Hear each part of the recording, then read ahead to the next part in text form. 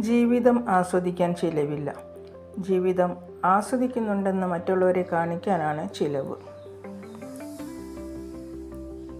നേടിയതിൻ്റെയും നഷ്ടപ്പെട്ടതിൻ്റെയും അളവ് നോക്കിയാൽ മുൻതൂക്കം നഷ്ടങ്ങൾക്ക് തന്നെയാണ്. അതിലേറ്റവും വലിയ നഷ്ടം തിരിച്ചു കിട്ടാത്ത ഇന്നലെയുമാണ്.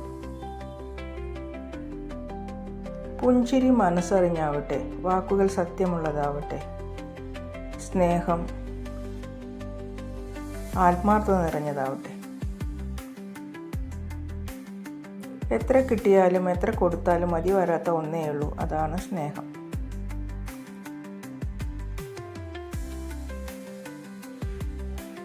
പൂവിൽ കായുണ്ടെന്ന് കരുതി കായ മധുരിക്കണമെന്നില്ല. ചില മനുഷ്യരും അങ്ങനെ തന്നെയാണ്. വാക്കുകളിൽ തേനുണ്ടെങ്കിലും പ്രവൃത്തിയിൽ പലപ്പോഴും അത് കാണാറില്ല. വാക്കിലും പ്രവൃത്തിയിലും ഒന്നായിരിക്കണം നമ്മൾ. കാരണം തമാശയിൽ കുത്തിയാലും ദേഷ്യത്തിൽ കുത്തിയാലും കത്തി കൊണ്ട് കുത്തിയാലും മുറിയുക തന്നെ ചെയ്യും. ഒത്തിരി സ്നേഹത്തോടെ ഏവർക്കും ശുഭരാത്രി. Good night.